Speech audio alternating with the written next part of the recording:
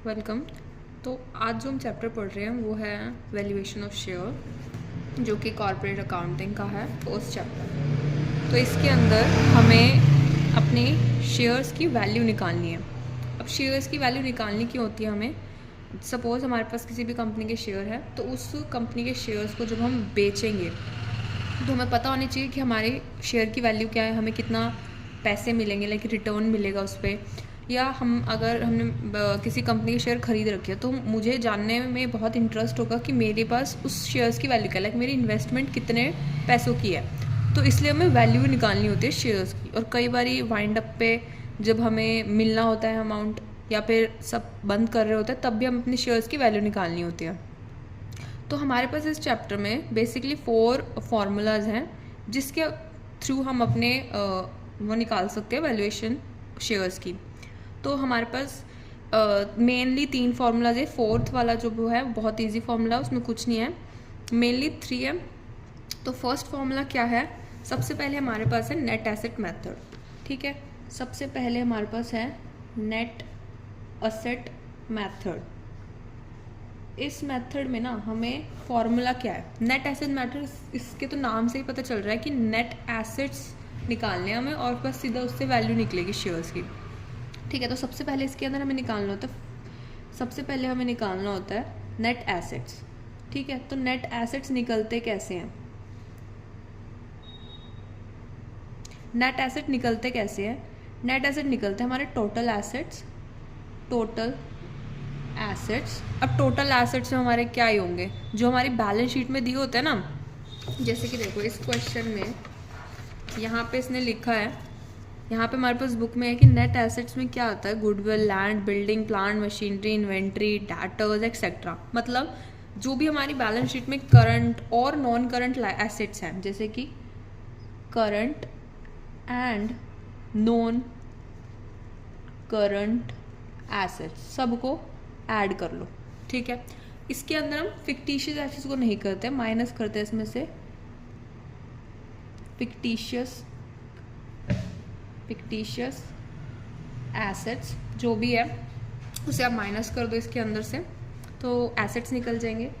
अब हमारे पास हमें पता है नेट एसेट्स निकालने। नेट एसेट्स मतलब टोटल का जितने भी उसमें से हमारे को लाइबिलिटीज़ वगैरह है वो सब माइनस करके नेट एंड वाले जो एसेट्स है वो निकालने हैं। तो हमने टोटल एसेट्स ले लिए, उसके अंदर से हमें माइनस क्या करनी है, लाइबिलिटीज़। लाइबिलिटीज़, अब लाइबिलिटीज़ कौन सी होंगी? लाइबिलिटीज़ जैसे कि हमारे को इसके अंदर हमारे पास बैलेंस शीट में दी होती है 2 टाइप की liability, current and non current. दोनों के दोनों को माइनस कर देना है। इसके अंदर आएगा करंट, जो भी स्पेलिंग है, एंड नॉन करंट एसेट्स। ठीक है, और सॉरी लाइबिलिटी, वो आपको माइनस करना है बस। तो हमारे पास इसका फॉर्मूला निकल जाएगा। अभी एक और चीज़ हमें इसमें से माइनस करनी है जो इम्पॉर्टेंट है, वो है प्रेफरेंस शेयर कैपिटल। देखो हम ना जैसे शेयर की वैल्यू निकाल रहे होते हैं तो हम मेनली ना इक्विटी शेयर की ही निकालते हैं। तो इक्विटी शेयर की जब कैपिटल निकालनी होती है तो हमें प्रेफरेंस शेयर वालों को तो बाहर निकालना है। वो तो वैसे ही प्रेफरेंस शेयर होते कौन से हैं, जिनको प्रेफरेंशियल राइट होता है, मतलब जिनको फर्स्ट राइट होता है डिविडेंड लेने का, अपनी वाइंड अप के टाइम कैपिटल लेने का। तो हमें उनसे मतलब नहीं है। हमने अभी बेसिकली जनरल पे बात करें तो जनरली हमने उनको बाहर निकाल दिया। हमने कहा उन्हें भी बाहर निकाल देते हैं, और जो अमाउंट बचेगी, मतलब जो टोटल मतलब नेट एसेट्स जो बचेंगे एंड में, बिल्कुल एंड के जो एसेट्स बचेंगे वो हमारे किसके लिए होंगे, इक्विटी वालों के लिए। तो हमें वो निकालना है नेट एसेट्स। ठीक है, तो यहाँ पे ये हो गया। और अगर इसके अंदर हमारे को दिया होगा इंटरेस्ट वगैरह तो वो भी माइनस करेंगे, अगर दिया होगा तो। ठीक है, वैसे नहीं करना। तो ये जो हमारे पास निकल के क्या आएगा, नेट एसेट्स आएगा किसके लिए, ये फॉर इक्विटी होल्डर्स के लिए। ठीक है, इक्विटी होल्डर्स जो इक्विटी शेयर रखते हैं। ठीक है, अब ये आंसर आ गया। अब सपोज हमारे पास कोई भी अमाउंट आ गई। ठीक है, अब हमारे पास फॉर्मूला आता है, नेट एसेट्स हमने निकाल लिए। जो फॉर्मूला है, फॉर्मूला मैं यहाँ लिख देती हूँ, फॉर्मूला नेट एसेट्स का फॉर्मूला है नेट एसेट्स, जो भी एसेट्स हैं आपके, अपॉन में नंबर ऑफ इक्विटी शेयर्स।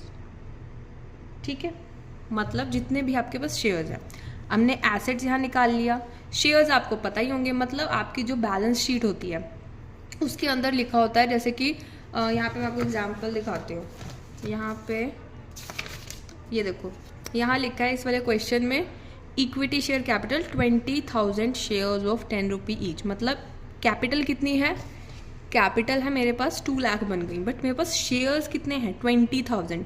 तो यहाँ पे मैं क्या करूँगी, अगर मैं यहाँ पे कुछ भी जैसे कि सपोज मेरे 1 लाख रुपए के एसेट्स आ गए, तो यहाँ पे मैं ऐसे लिखूँगी यहाँ पे मैं यहाँ पे मैं ऐसे लिखूँगी 1 लाख के शेयर्स अपॉन में इक्विटी नंबर शेयर क्या है 20,000।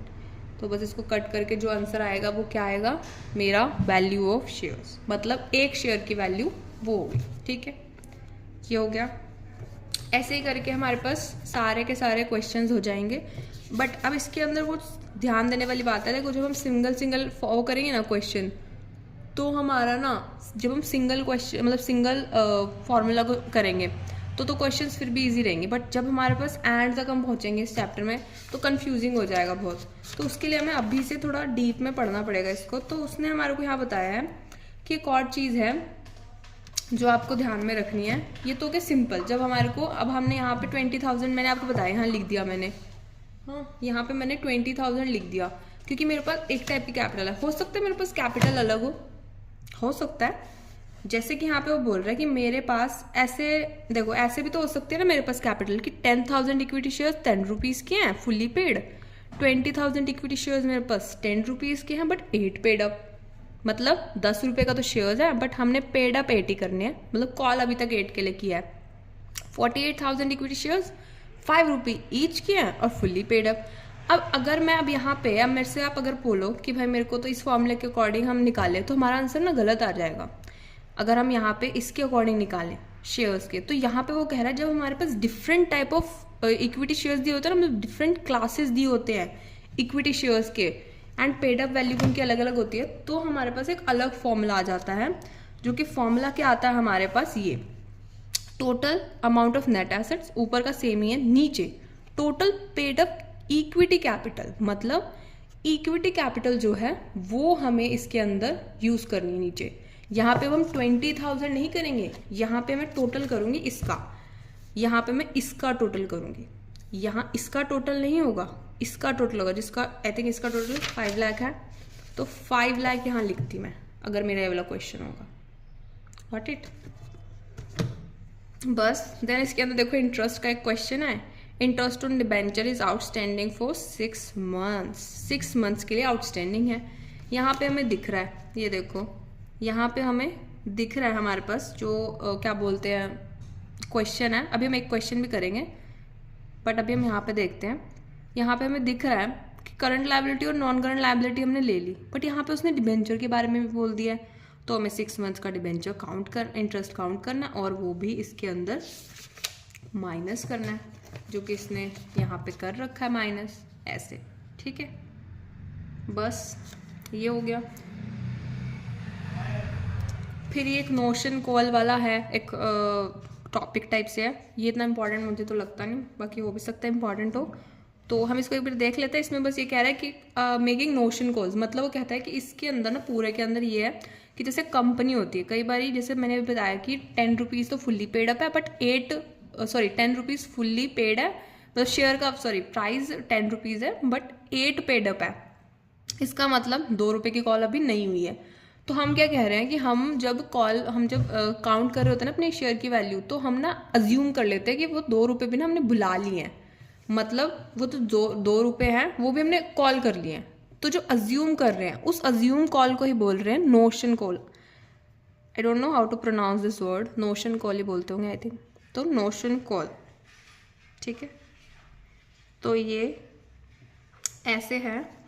तो इसके अंदर कुछ नहीं है, नोशन कॉल जैसे यहाँ पे 5 और 8 रुपीज़ दे रखे हैं, जैसे 9,000 equity shares of 10 rupee each, 8 paid up तो 72,000 बनता है, 6,000 equity share of 10 rupee each, 5 पर रुपीज़ पेड अप बनता है। तो यहाँ पे हमारे पास नोशन कॉल्स हम अज्यूम करके चल रहे हैं। तो यहाँ पे हमने देखो क्या करा है, इसका फॉर्मूला ये होता है कि जब आप कैलकुलेट कर लेते हो ना नेट एसेट्स अपनी, तो आप नेट एसेट्स कैलकुलेट करने के बाद ऐड करते हो नोशन अमाउंट, मतलब 9000 इक्विटी शेयर्स पे 2 रुपीज़, यहाँ पे 8 था ना, तो 2 रुपीज़ नोशन कॉल बनता है, मतलब 2 रुपीज़ जो नहीं दिए, हम अज्यूम करें कि 2 रुपीज़ दे दिए ताकि हमारे को दिक्कत ना हो। तो यहाँ पे 2 रुपीज़ से मल्टीप्लाई करके यहाँ पे हमने ये लिखा, इधर 6000 को 5 रुपीज़ से करा 30,000, तो ये टोटल अब इसको ऐड कर देना नेट एसेट्स में कि भाई हम ये अज्यूम पता ऐड क्यों किया इसमें, इसलिए हमने किया है, हम ये मान रहे हैं ना कि भाई हम इक्विटी शेयर्स को ऐड में कितना दे रहे हैं। तो हम कह रहे हैं कि नेट एसेट्स तो इक्विटी शेयर के लिए हैं, हम कह रहे हैं कि भाई जो हमने 2 रुपये की कॉल्स और जो ये अनकॉल्ड कॉल्स मंगाई हैं, मतलब अज्यूम हम कर रहे हैं मंगाएंगे, तो ये भी तो हम इनको ही देंगे ना, क्योंकि ऑनर तो वही होते हैं ना जो बड़े होते हैं, लाइक इक्विटी शेयर होल्डर्स बड़े होते हैं ना घर के एक टाइप से एग्जाम्पल के लिए, तो वो इक्विटी शेयर्स को ही मिलेगा होल्डर्स वाले को। तो वो कहता है इसलिए हमने ऐड कर दिया नेट एसेट्स में। फिर बस इसने यहाँ पे सिंपल पिछले वाली तरह ऐड करा वो जो नंबर ऑफ इक्विटी शेयर्स है और उससे डिवाइड करा जितने भी आया है, और आंसर आ गया 13। बस फिर इसने 13 में से, और बस ने अगर बोला कि मेरे को 8 रुपीज़ वाले के लिए निकालना है, वैल्यू ऑफ शेयर यहाँ पे भी थोड़ा डिफरेंट है, तो हमने 13 में से -2 कर दिया और 13 में से -5, वो नोशन जो वो कॉल्स थे उनको माइनस कर दिया वापस से, तो वैल्यू निकल दी बस।